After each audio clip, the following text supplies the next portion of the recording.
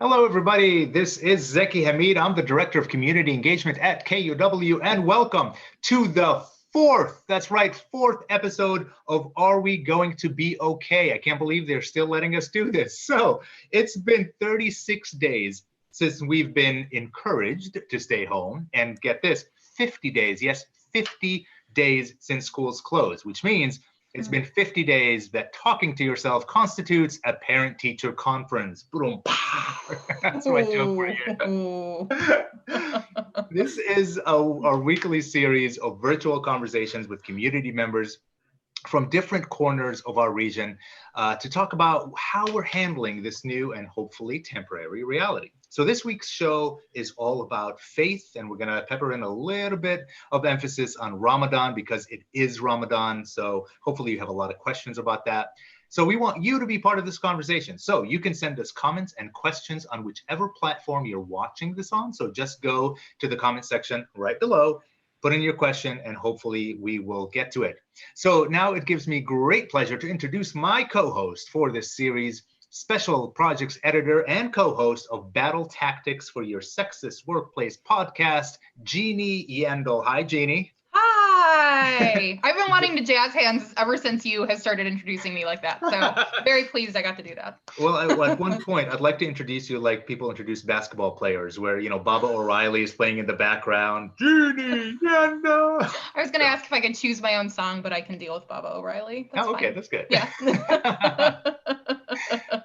And now I'd like to introduce our guest. Aneelah Afzali is the Executive Director of the American Muslim Empowerment Network at the Muslim Association of Puget Sound, or MAPS. She is also a board member at the Faith Action Network and Washington Immigrant Solidarity Network. She's a graduate of Harvard Law School.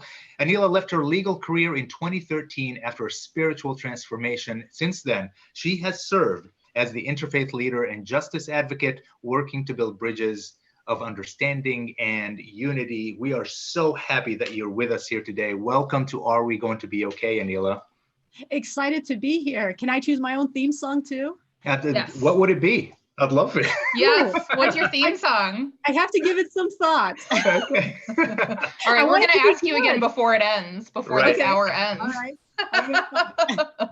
I love that. Okay, I'll ask you another question then, because the theme song one is a difficult question to answer. I wanted to ask you about something Zeki just mentioned, the spiritual transformation that you underwent that caused you to leave your legal career. What happened there? What did that look like? Sure. So it actually happened in Ramadan. This was Ramadan 2012 where I first experienced this. And I was born a Muslim. I was raised a Muslim. I actually chose Islam for myself in college after I did a comparative analysis of religion. But as I tell people, I chose it at that time with my mind, and it hadn't really moved my heart. It wasn't until this time period in Ramadan 2012 where I actually read the Quran cover to cover for the first time. Usually what I would do is, because I was a Ramadan Muslim before, so in the month of Ramadan, I would be really practicing and religious, and I would even read the Quran, but I would start it, get about, halfway through or so, the month would end, I would close the book, put it back on the shelf, and restart the following Ramadan. But this Ramadan 2012, I actually read it cover to cover, and it shook my heart. It really moved me. And it was also at a point in my life where I realized I started asking questions like, what now? I'd been so blessed, so fortunate to achieve what I had set myself out to, being sort of coming from a family where I was the first in my family to get to go to college and graduate and then continue on to Harvard Law School, fulfilling Prophet Muhammad's, peace be upon him's teaching about pursuing high levels of education. I achieved that, and I had made partner at a law firm. I had become general counsel of a healthcare IT company. And I was like, now what? There has to be more to life. So I was asking these questions of myself that I think a lot of people might now be asking in the face of a pandemic, or when we face the prospect of death as well. So I was having these life questions, and I just happened to be during the month of Ramadan, and I read the Quran, and it just shook my heart, moved me, and really inspired me to take this action of saying, you know what, I have to get myself out of this situation I'm in now, because I was just with the wrong group of people, doing things that I wasn't particularly proud of. I was like, I want to make some real change. And to do that, I felt like I had to leave my legal career and really pursue service and knowledge, which are two things that Islam so strongly emphasizes.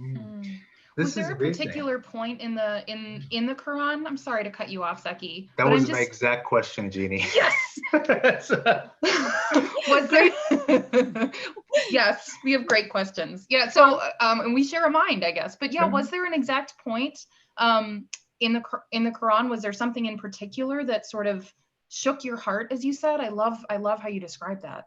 I would say it was the totality of it. It was the entire message as a collective, and the realization that I believe this was the word of God. You know, I chose it in college. So I believe this was the word of God, but it had taken me that long to actually read the full message. So I'm like, how did I allow that to happen? And I'm an avid reader. I read other books all the time. I'm like, how did I allow this book, this message from what I believe is the true message from my creator? How did I leave it and not read it up until now? And then also just sort of feeling like, I actually felt like an ungrateful wretch that I had gotten everything I asked for in life, but I hadn't even read this message from the giver of those gifts to me.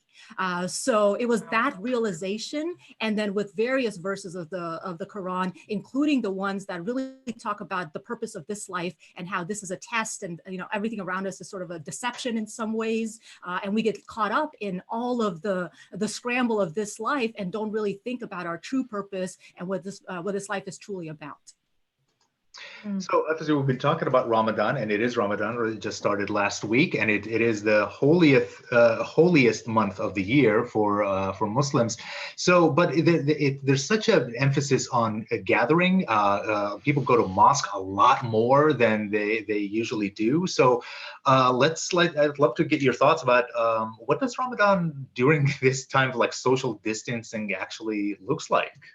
It is very different. You know, we're trying to recreate certain aspects of it online through virtual platforms, like I know many churches and synagogues and temples are trying to do with their services as well. But it is a very different experience because, as you recognize, Zeki, Ramadan usually is all about celebration and community gathering and breaking fast together and sharing meals with each other and going through this experience together where you're fasting all day, 16 hours, 17 hours.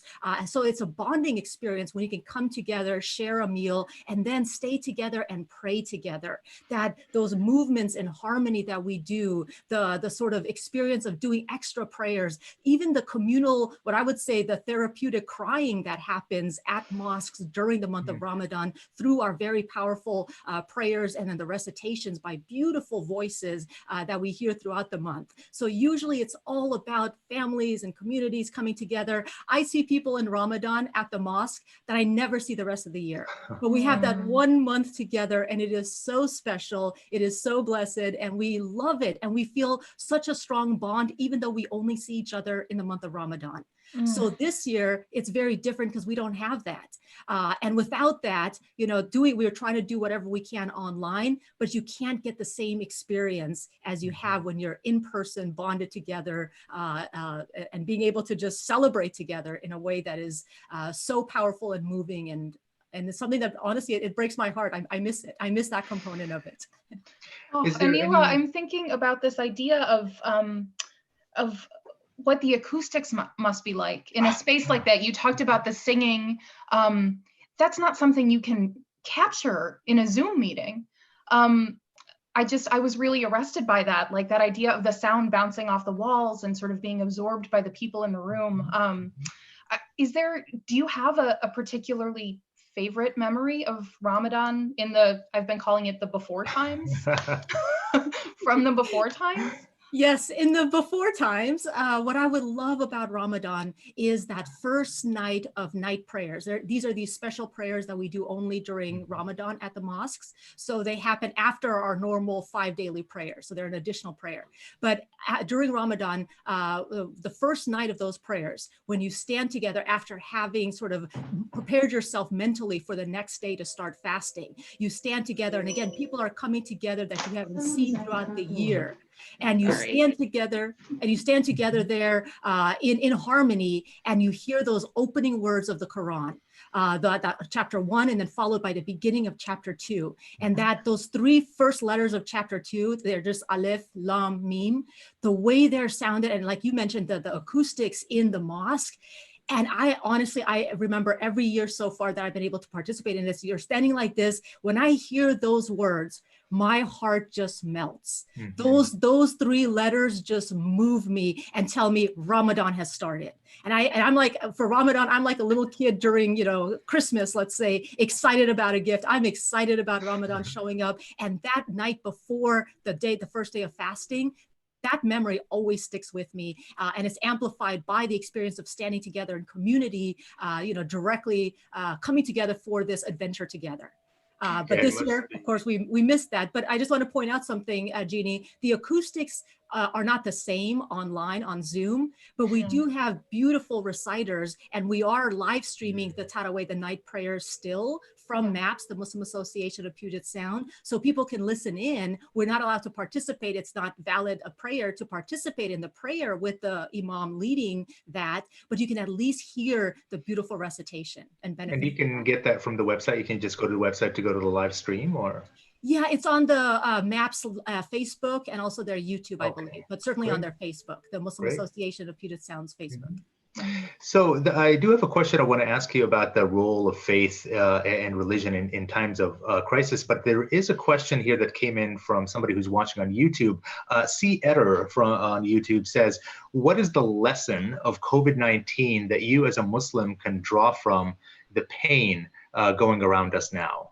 Ooh, that's a great question. I would say I'm drawing several lessons from this, especially with Ramadan. One of the things is going back to the roots of what Ramadan is all about, what it's supposed to teach us. I described the community aspect of it, and that's certainly so important for so many of us. But what this year is doing with this pandemic, what it's forcing us to do is turn inward in some ways and really return to the core message of Ramadan, which is about your relationship with our Creator, our own individual personal relationship, and relying less on community, less on all of the celebrations and all of the things that honestly can be distractions from the core message, from really building that God consciousness within ourselves and doing the kind of service that we're supposed to be doing. Ramadan really teaches us about service. And this pandemic, if nothing else, it has increased opportunities to help those in need, because there are so many more people who are currently in need, people who are facing the prospect of hunger and homelessness, some for the first time. So this is actually giving us an opportunity. And for me, that lesson is to really focus on our own relationship and use this time to make ourselves better human beings. And part of being better human beings, and part of what Ramadan is supposed to teach us, is to really understand our own blessings and how fortunate and privileged we are, and to be grateful for that, but also to show that gratitude in the compassion that the fasting is supposed to make us feel for those who are less fortunate. So really putting that message into practice by helping and serving those most in need, including by feeding the hungry, helping those who might not have a place to stay, or doing whatever other forms of service we can do. It seems that you're taking this as a time to really look inward and reflect. I mean, which I know that there's a big purpose of really Ramadan is to have that time for reflection, but it seems it's enhanced even more with this one. So you're basically making yourself a much better human being as you take that time for a lot of that kind of reflection. I'm kind of reading this right, correct? Absolutely. Yeah. And that's a lesson that I'm taking that I actually hope is something that'll stay with us even beyond the pandemic. And what I mean by that is, even once we get to the after times, beyond the before times, I really hope we will still take some of the lessons of maintaining that strong personal relationship because with our Creator for people of faith, because we're born alone, in terms of when we first are being created, we will die alone ultimately after our friends and loved ones leave us, so there's a benefit to being able to be alone and really avoid the many distractions that might take us away and get us caught up in other things. So this is an opportunity in that way. And it's also an opportunity to be creative with innovative ways to connect with people and realize which relationships are most important and which ones we can put more time in even after we leave this pandemic, and which other ones in our lives have not done us good. And we can kind of say, okay, I really don't need to spend this much time doing this, or knowing just how much of our work can be done from home and we don't actually have to go to so many different places, driving and, emitting carbon and other things like that. So it seems like, is that kind of how you see the role of religion in general in times of crisis? Well, I see the role of religion to really step up. Like, this is one of the things that I'm happy to see many faith communities stepping up, especially at times like this, to help and serve those in need, to really put our faith values into practice. By doing good in society. In fact, Prophet Muhammad taught us that the best of you are those who bring the most benefit to society. And we've been trying to implement that right with this COVID-19 at the Muslim Association of Puget Sound. We launched a comprehensive response plan that included specifically humanitarian and social services relief work that we were already doing well before the pandemic, but we decided to invest more money into that and more resources into that so that we could increase our food assistance, our rental and utility assistance before the rent moratorium went into place. We're now providing telemedicine services virtually, a free legal clinic virtually as well. These are all being done through our social services and humanitarian services arm at MAPS, the Muslim Community Resource Center. But they've been doing so much. They've donated over 5,000 masks to different health centers around our area. They've been supporting single women shelters, checking in on the elderly in the community. And the services that they provide are for the benefit of anybody who reaches out in the sort of, Puget Sound area.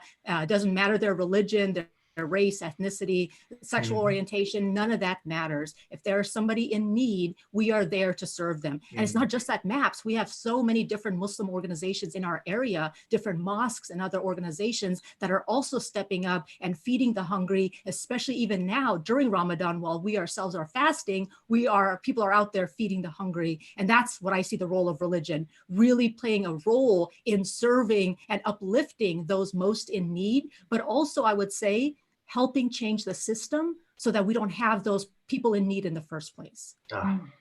That's amazing. Aneelah, I wanted to ask you a little bit more about what happens in terms of building community and finding community when, we can't really physically be together. And lots of faith communities, as you rightly pointed out, are trying to figure this out. There was an episode of Seattle Now just last month where they talked with a Lutheran pastor during Lent, which is, that is also a time when Christians come together and pray a lot more. And there's a lot more community gathering there. And she said it felt really odd to tell her congregation not to come to church. And there's a Catholic church in White Center. They're doing drive-up confessions right now. That moment where you're supposed to be talking directly to a priest. We can't do that right now. And by the way, anybody who hasn't seen either of those pieces, there are links in the comments wherever you are watching this. Just look below. But I'm wondering, for you, Aneelah, I also found myself thinking about the Catholic church I went to as a kid. We would open up the hall behind the church once a week, and anybody who needed stuff could just come and get stuff. And, that's obviously not a possible thing to do right now. I guess I'm wondering what kind of dissonance you might be feeling in terms of just how you might normally go about being of service versus what you're capable of doing right now, given that we are all sheltering and distancing ourselves? Yeah, that's a great question, Jeannie. And it's hard because you're right. Normally, you want to encourage people to go to the mosque, especially during a holy time, whether it's Ramadan, Lent, Easter, Yom Kippur, whatever it might be, whatever the occasion, Passover. You want to encourage people to show up and be in congregation with their fellow community members. So there is a sense of dissonance, but I will say that in Islam, like in other faith traditions, one of the supreme values is saving and preserving human life. In fact, the Quran talks about how if you save one life, it's like saving all of humanity. So that value is far greater than the value of being able to just, participate in the forms of the religion or the specific, rules and components of the religion. So that is what's far greater. And as a result of that, we've actually had most of the large bodies, Islamic Muslim organizations in our country, including the ones that issue rulings, come out and make strong recommendations or rulings that people follow public health officials' orders, that they follow social distancing measures, that they, especially during the month of Ramadan, not do what they would normally do in terms of coming together in congregations or for the breaking of the fast. We have a National Muslim Task Force on COVID-19, and they issued a comprehensive recommendation or guidelines as well that reinforced this. So all of that helps take away some of that dissonance, because we're like, you know what, we are in unprecedented times, and there is, sort of precedent for this in Islamic tradition. In fact, Prophet Muhammad, peace be upon him, even had said that he had a quote about how if there's a plague, if a plague breaks out in a land, then do not go in that land. And if you are in a land where there is a plague that breaks out, then do not leave that land. So there's some precedent there that we can draw on. But it is so difficult. And I will say that we at MAPS actually were one of the first mosques in the country that had to make the difficult decision of not holding our weekly congregational services on Friday. That was because we are, near Kirkland, the epicenter at that time of the pandemic. So it was a really hard decision to make, but it was the right one because it preserves community well-being and the safety and health of everybody. Did you have how did people react? The congregation react when that, I imagine it's a hard thing. So like, hey, you can't gather on Fridays anymore, especially before the other stay-at-home orders came. How did the congregation react to that? Yeah, there was mixed reaction. A lot of people were very grateful that we made that kind of decision, because our congregational services, we draw up to 1,000 people. And again, I described our prayer. We're in an intimate space together, standing shoulder to shoulder in a very, intentionally close environment. And also we're very touchy-feely people. We like to shake hands and hug and kiss. And it's hard to tell people not to do that when they show up, for their weekly service.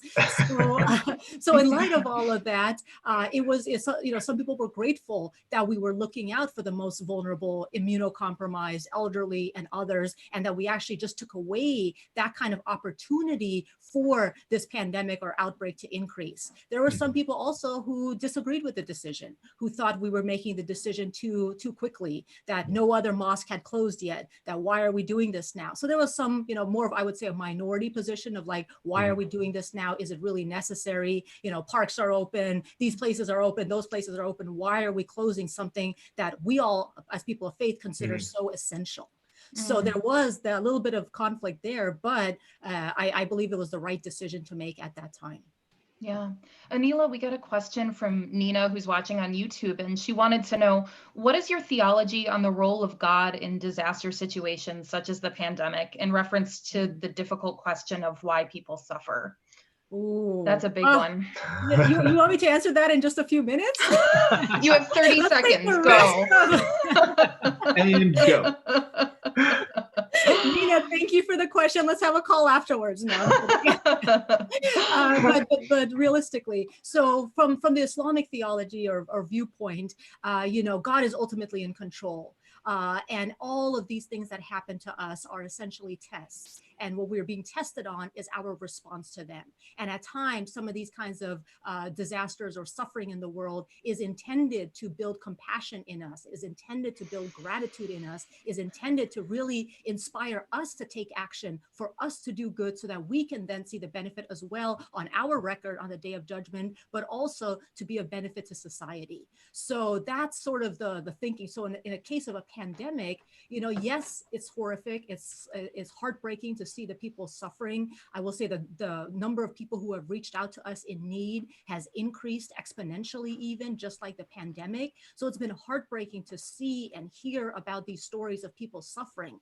At the same time, we also have to look at what the pandemic brings, which is an opportunity for us to do good, an opportunity for us human beings to respond and really sort of fulfill our duty here on Earth. That's sort of the short answer. Again, I'd love to engage in a much longer conversation about this, because I love these kinds of conversations. So we're talking, sorry, go ahead. No. Yeah. I have cut you off twice. It's your turn. I'm keeping track. That's great. That means 2 coffees, right? Later on. Yes, exactly. I owe you.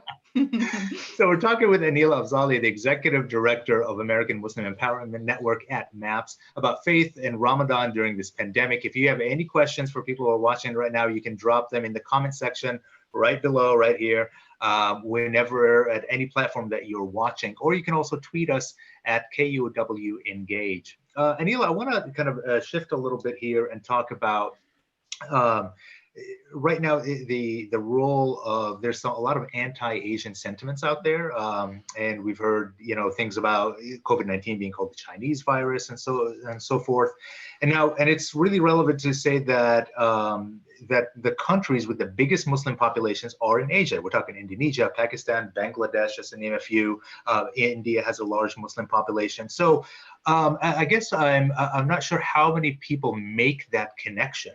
So how important do you think it is for people to make the connection that anti-Asian sentiments right now are also anti-Muslim sentiments? Great question. I would say, first off, all forms of oppression are connected. So my view very strongly is that hate against any marginalized group affects all marginalized groups. So that's the immediate connection that I would make. And in fact, there is data that supports the link between various forms of oppression.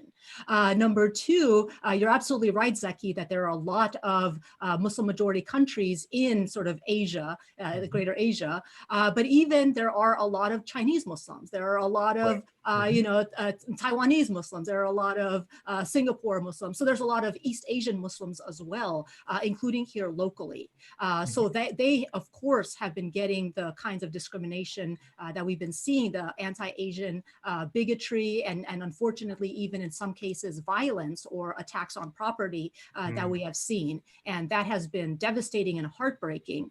What we've also seen, and this is an additional ugly part of this pandemic, has been an increase in online rumors and lies, sort of fake videos about Muslims in particular, sort of, contributing to the virus, creating the virus, increasing the outbreak, just all kinds of fake videos out there that have really driven up Islamophobia, online Islamophobia.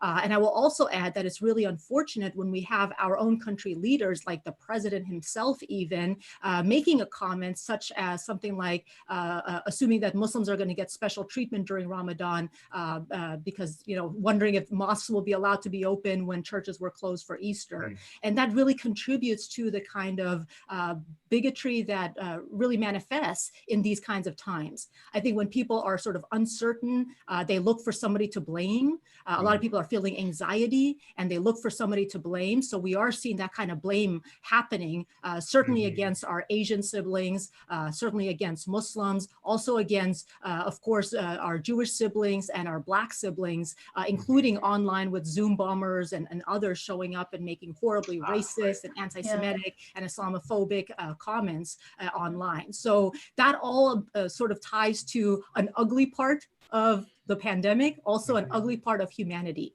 And that's sort of the way I see it, is we have a choice in this world to do good or to do bad. And the pandemics or the suffering or anything else that we experience really highlight these opportunities to do either one, right? And we're seeing both because people, human beings, do good and do bad. So we're seeing both aspects of it in this pandemic, including specifically with the anti-Asian, anti-Muslim, anti-Semitic, anti-Black kinds of sentiments that we are seeing right now. Have you seen any kind of increase in your own community, maybe at MAPS at the mosque? Have you any kind of increase in those kind of anti-Muslim or anti-Asian sentiments? And if so, how are you as an interfaith community leader supporting communities who might feel targeted at this moment? Yeah, I would say that we have had one of our programs get Zoom bombed, but outside of that, because our services, because we are closed, our facility is closed. We're trying to put in, proper security measures for any of our online platforms. We haven't really been able to either see if there's been an increase in that kind of sentiment or come together in congregations to hear what others might be experiencing. So it's hard to really say if we have noticed directly. I don't know if they're in individuals in the community who have directly experienced this. For example, I'm not out and about like I normally am, so I hear far less of it because I'm at home, so I'm safe at home. So in some ways, I'm hearing a lot less, but I don't know what the experience of others has been. It also helps that I've stayed off of social media for several weeks now. I do know that we have a program to combat myths and misconceptions about Islam and Muslims. It's called Facts Over Fear. People can go to factsoverfear.org. And that on that Facebook page, we've posted, I know my Reverend Terry Kylo, who I work with, he's been posting various memes on there about sort of combating bigotry. And I know that there's been a lot of anti-Muslim comments there. So I know it still is there. I am choosing to not focus on it right now. But what I am doing is working with other faith leaders to talk about our shared values and making sure that we stand up against all forms of oppression. Being on the board of the Faith Action Network, I'm able to participate in some of that kind of work. And then also with the Washington Immigrant Solidarity Network, really doing what we can to combat xenophobia and helping immigrants during this time of the pandemic and also just in general. Because one thing that is important to keep in mind is a lot of these problems well preceded the pandemic. They existed before. They've been exacerbated certainly by a pandemic, but these are social ills and injustices and inequities in the system that existed before, and now we're just sort of maybe seeing them with fresh eyes, and we hope to be able to use this pandemic as an opportunity to address them so that once we go back to whatever normal is, that we don't have the same kinds of problems that we've had so far. Yeah. Aneelah, what you've been talking about, that idea of staying off social media, for example, that touches on something I've been thinking about a lot over the last several weeks, which is I have noticed certainly within myself a greater impulse to kind of shut the world out, to really monitor what I allow in from the outside world, and just it feels as though I am really shrinking my world down. I'm focusing on myself and the people closest to me, which seems like the right thing to do in a lot of ways, right? But I wonder, I also sometimes feel as though I'm kind of ignoring other ethical obligations because I'm choosing not to pay attention to certain things, because I'm just focusing on what's in front of me. So I wonder, particularly during Ramadan, when you are called to be of service, when you are called to be charitable, how would you balance those impulses to want to sort of shut out the world, batten down the hatches, when this is now the time to reach out to others? Oh, that's a tough. I'm asking for myself too. I really am. I definitely believe it. And yeah, it's a tough question. And the reason it's so tough for me personally is because I myself am horrible at balance. And that's really what you're asking about. How do we balance these various obligations that we have, whether they're driven by faith or ethics or morality or whatever, but how do we balance these various obligations? And at a time like Ramadan, especially when all of that is further highlighted for us and we have additional religious obligations that we participate in, it sort of is more of a draw on our time. So the question really is, how do you do it? And I think getting off social media, at least for me, is certainly one way of doing that, and really spending that time on things that would bring more service to the world, to the country, to our communities, than just wasting time on social media. But it's really been, for me, I've made a conscious decision to not watch any TV, not watch, even sort of, really limit my news intake during this time. Because oftentimes news, as much as I love KUOW and NPR, I want to put that out there. It's okay.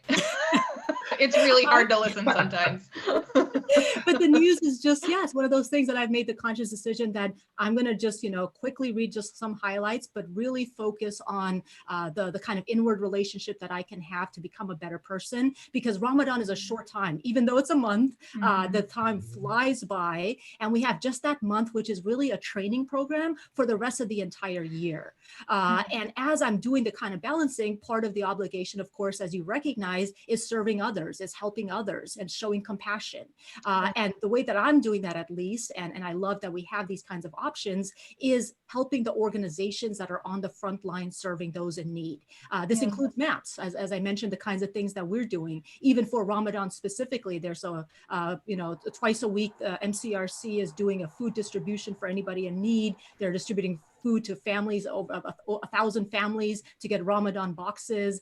They're doing a iftar, breaking of the fast daily meal outside of the MAPS in the parking lot. People could just pick up a drive-through meal for themselves or their family, and being able to support those causes, because all of that costs money, of course. Yeah. And even though I'm at home, I can support those specific causes. And there are so many other causes around the world right now with so many people in need. So I'm choosing to opt for that option since I myself am not leaving my home. But I also will add that in Islam, the teaching is that we have obligations to different people. And Prophet Muhammad specifically said that you're supposed to divide your time in balance between yourself, like your own body has a right on you, your family and loved ones, they have a right on you, and then the society, the wider community, they have a right on you as well. So you're supposed to try to find that kind of equally divided time between those three components of being a good person. Yeah. You know, I wanted to ask a follow-up to that, and it kind of focuses on that word balance, right? That you rightly said, like, we're talking about a balance here, but the word balance also suggests that you're doing this moment to moment, that you're constantly recalibrating, which is like just exhausting, frankly. So I wonder, you know, as you look at these choices that you make over the long term, even you pointed out Ramadan is a relatively short period of time. How do you know you're moving in the right direction? Of, you know, sort of being in the world and also, you know, focusing on yourself and focusing on your loved ones. I'm wondering about that instead of this idea of sort of every moment recalibrating, which is what balance requires. Yeah, I myself am keeping a little bit of a journal to help me with that, because like you said, it could be seen as moment to moment, or what I like to look at it is the overall bigger picture. Yeah. You know, like one day I could maybe be more selfish and you know, selfish and focus more on myself, but then the next day maybe I will do more for my family or friends or you know, the wider community and society. So keeping track of what I'm doing for this month really helps me to at least have a bigger picture of like, where am I falling short? And I actually, because I'm a little bit anal like this, I actually have a little bit of a point system that I use for myself too. Really? So at the end of the day, yes. I love that. Yes. So well organized. You're speaking my love language. Tell me more about the point system. So I have a little Excel spreadsheet. I have like little points for each of the things that because I set out before Ramadan started, I'm like, these are the things I want to do every day to have a successful day in the month of Ramadan. So every day I kind of check, you know, give myself points if I met those, or half points if I only halfway met them, or, you know, 0 points, or sometimes negative points if I really screwed them up. So I try to have a little bit of system. So every day I can have a little points at the end to see how I'm doing.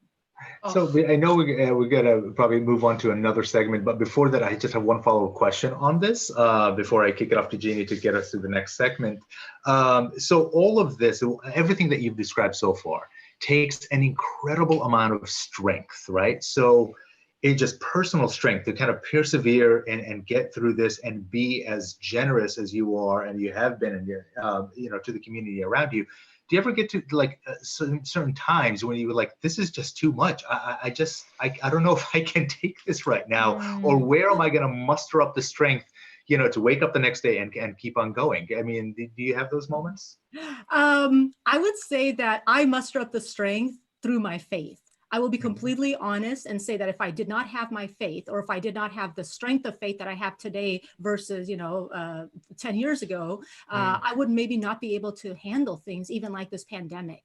So my faith really gives me strength. And the month of Ramadan in particular is, as I mentioned before, it's a training program. It is intentionally intended to train us rigorously, like any kind of real training program is. You're rigorously tested, or you put yourself in certain situations like depriving your body of food, like, you know, restraining from so much else, in order to be strengthened throughout the year and have an ability to address life's challenges as they approach us. I will also add that I myself, as part of maybe my own regimen for Ramadan, I started this program called Recharge This Ramadan, where we're reading from this book by Yasmin Mogahed called Reclaim Your Heart. And it's just 15 minutes a night. So it's a short commitment. People can join in by Zoom and listen in. And we just read these 15-minute increments. And that has also given me a little bit of strength and boosting of my heart, because ultimately it's our heart that needs to be strengthened. And that's what Ramadan is about, really strengthening is our heart to prepare us for any kind of challenges we may face in the world. We're talking with Aneelah Afzali. She's the executive director of the American Muslim Empowerment Network. And we've been talking about faith and Ramadan so far. If you have any questions, any platform that you're on, Facebook or YouTube, you can just drop a comment right below here with your questions. You can also tweet us at KUOW Engage. And Aneelah, we're going to talk about a different aspect of Ramadan now. We were joking before this started about the idea of intermittent fasting, and that it is not just the provenance of like Instagram influencers and the CEO of Twitter. So I wanted to ask you a little bit about the role of fasting in Ramadan. What does it symbolize? Yeah, so certainly fasting preceded the current health trend. Or we're seeing it everywhere. It is one of the most searched terms on Google. That was very surprising to learn, actually. Right? Yeah, it is the new health fad right now. Intermittent fasting, you're hearing about it everywhere. Well, Muslims have been intermittent fasting for over 1,400 years. And the origin of that actually goes directly to the Quran. There is a verse that God talks about that Ramadan this month is the month in which the Quran was sent down as guidance for mankind, humankind, and it contains clear signs, and that fasting is, I think the verse specifically says, "O you who believe, fasting is prescribed to you as it was prescribed to those before you." So this idea that fasting existed even in prior communities, and of course, Jewish and Christian communities, even today, there are folks who do fast. I know on Yom Kippur, for instance, with the Jewish community, some people fast during Lent in the Christian community. Many other faith traditions as well also follow some form of fasting for their spiritual benefits. So that's sort of the origin there. But yes, it has become now, a lot of people are learning about the physical benefits of fasting on the body as well, how much it reduces cholesterol or diabetes or all of these other health problems. I can't even give you all the number of different health problems they've identified that benefit from intermittent fasting, including, of course, weight loss, which is usually the main goal that a lot of people today are fasting for. That is not always true with Ramadan. We can talk about that too. But yeah, it has an origin in spirituality and connectedness to God, and that's sort of where it's coming from, regardless of the tradition, the religious tradition from which people may come. Yeah, let's talk about some of these myths. I mean, you mentioned that, like the weight gain, weight loss type thing. So talk a little bit about that, and what other myths are around about Ramadan that we should probably just correct right now. So sure. So normally this pandemic is a little different, but normally because of the large congregational gatherings or community family gatherings, people really sort of go all out. I know my mom sees Ramadan as a guest. So she wants to have a lot of food out there, during the month of Ramadan every night, even though I personally feel like that goes against the core essence of Ramadan. Right. But, a lot of communities really have interfaith gatherings or gatherings with each other for iftar. So there's a lot of food and people eat a lot of it. After not eating all day, all of a sudden you have all this delicious food that looks so good to you and you just sort of want to gorge on all of it. That's not right. That's not the way it's supposed to be. But a lot of times people do overeat during the hours that they're eating. So even though they're fasting all day, if you eat all night and you eat a lot of unhealthy foods, a lot of processed foods, oily foods, animal products, all of that really leads to weight gain. So a lot of people don't actually lose weight during Ramadan, even though I think you should. I like the idea of putting the slim back in Muslim during the month of Ramadan. But it doesn't always work out that way. I know I myself have gained weight during Ramadan in prior years. Fortunately, this year is different because you don't have all of those delicious food tempting you. You don't have all the gatherings where people are, presenting you with a lot of delicious food. So hopefully that means all of us will be healthier in our eating habits and also have what we were talking about before, that balance in what you're supposed to eat. Prophet Muhammad specifically about eating taught us that you're supposed to have 1/3 of your stomach for food, 1/3 of your stomach for water, and 1/3 of your stomach for air. So I don't think we could ever do that, but you know, it's a goal to aspire to. We should make that a trending hashtag right now. So we should just put it there, put the slim back in Muslim, right? Oh my gosh. Oh, that's so funny. Let's get this I've just trending. read that. I did not come up with that, so I don't want to get credit for it, but yes, Wow. I've seen it around a lot. That's really something. So I wanted to just quickly go back to the nightly readings that you mentioned. We actually got a question from Sue on YouTube about that. She's wondering where people could tune in or join into those nightly readings you talked about. Yeah, so they're after about 10:15 p.m. on the Muslim Association of Puget Sound's Facebook. They're live streamed there. Okay. I know we were trying to use Zoom or YouTube, and I think the best way was to just live stream it from Facebook. So folks go to the Muslim Association of Puget Sound's Facebook page. It goes live around 10 p.m. and I think the nightly prayer starts around 10:15 or so. And you'll actually get to see the empty mosque. You know, there's about 5 people there. Socially distancing, of course, as well. But that's what you'll see, which again is so different from the packed mosque, you know, 1,000 up to 2,000 people showing up together usually for this special time. Can I also just go back, Zaki, to you were saying other sort of myths or misconceptions about Ramadan, besides the, you know, gaining or losing weight aspect of it. A lot of questions, a lot of times people ask, you know, not even water, like you're not even drinking water. And it's like, yes, no water either, no water, no food. So in today's parlance, it would be described as dry fasting. That's what dry fasting. And I'll also add that honestly, for me, the food and even the water are not that hard to avoid. That I can give up A-okay. The parts that I struggle with, number one, coffee. I'm a caffeine addict. So coffee, oh my God, that's the one that I really struggle with. Yes. And then the other one is, and this is something a lot of people don't know, is all of the additional things that you're supposed to refrain from during the month of Ramadan. This includes, I mean, these are things that are bad anytime, but especially during Ramadan, you have to pay special attention to not doing these things. These include lying, backbiting, slander, even getting angry. You know, really you're supposed to be controlling your emotions. And you can imagine some people, the anger thing. It's tough, especially when you're hungry, right? People get hangry sometimes. Oh, I thought about that. Yeah, so those are the things that a lot of people don't think about. And then also to realize that not everybody fasts.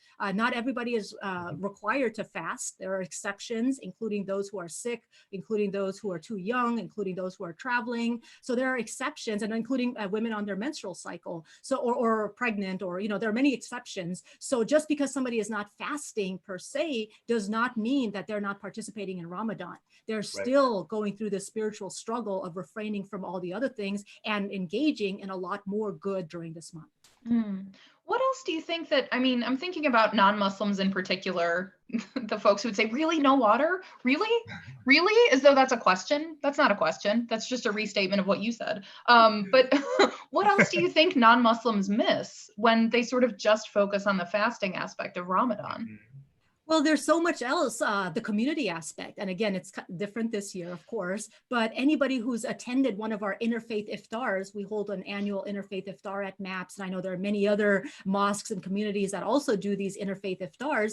Anybody who's attended one of those sees that sense of community, the sense of like unity, the sense of belongingness, the sense of really just sort of like seeing, it's almost like seeing the best of the community on display. And our mosque is decorated, and it's like having Christmas every day for, you know, 30 days for a whole month. So it's really this beautiful feeling. And this is why for most if not all practicing Muslims, if you ask them what's their favorite time of the year, they will say Ramadan, even though a lot of people are like, well, isn't that the time of fasting? Isn't that the time of deprivation? Isn't that the time of, you know, struggle? It's like, yes, all of those things. And that's what gives it its beauty. That's what really makes it so powerful. It's mesmerizing. And I'll also add that a lot of people who decide to become Muslim, who convert to Islam, they actually do so in the month of Ramadan because of the sense of community and the sense that they get of like being part of something special. And I have to say that unfortunately, outside of Ramadan, it's not always the same sense of community that we have during the month of Ramadan. So I know a lot of people miss out once they're like, whoa, this isn't what Ramadan was like. It's like, yeah, it's not always that special. So Ramadan is really an extra special month for all of us in the Muslim world, 1.7, 1.8 billion Muslims in the world, or also the rest of the world who can participate in it. I know we're going to try to do some virtual iftars this year as well through various organizations. So we'll see how those work in terms of just bringing people together. And then again, finding the common bonds, like the fact that fasting is mentioned in the Bible, like the fact that Jews and Christians also fast, and, like finding these commonalities and seeing that the core teachings and essence of our various faith traditions are so similar. And ultimately, the essence of the message in Islam, just like in other faith traditions, I believe, is simply to worship the one true God and worship him by serving his creation. So one thing that before we kind of move to the next segment, I am kind of interested if you can give us a personal story about what comes after Ramadan, which is Eid. And fun fact, I was born on Eid, and my uncle wanted to name me Eid, but my mom my dad really had other thoughts. So, but I loved Eid, and one of my favorite memories of that is that during Eid, I'm sure it depends on where you're from, but for me, from the Middle East in Jordan, we used to get money. We used to get cash from our parents and from it's called Idiyah, from all sorts of relatives. And my favorite memory is when I would gather that money and in my grandparents' apartment, in this refugee or this neighborhood that was mostly made from refugees there. And there was this little shop right down the road. It was a tiny little shop that sold all sorts of things. And I would go and I would get this special ice cream called Dorado, which is really just vanilla ice cream dipped in chocolate type thing. That's if Ramadan was during a hot month. And I would get, just some silly little toys, little, soccer balls or something like that, whatever it was. But I loved going to that store and just buying that stuff. And it would just made, it was beautiful. So I'm just wondering if you have a story you can share with us about like a really cool memory of Eid. Yeah, so that's certainly true that, younger people are supposed to get money from older people during Eid. So that's always a plus. The memory that I have growing up around Eid was how after a month of fasting, after the month of Ramadan, you would have this, what we would do is go to family or friends' homes, and everybody would be sort of required to go to each other's homes to sort of, say hello to them, do the greetings, and you'd go and you'd sit in for, short periods of time. You wouldn't spend much time, but you go to all these different people's homes, and they would all have these various sweets and treats out there for you. And I have a sweet tooth, and I've always had a sweet tooth. So all those sugary sweets and treats, and it's Ramadan, it's Eid. So my parents would never say, don't eat them. You're welcome. You're allowed to eat whatever sweets you want. So that's the memory that I remember, is like going around and getting to eat all of these sweets, and then also all the sweets that my own family, my own parents would have at home for others who were coming to our home as well.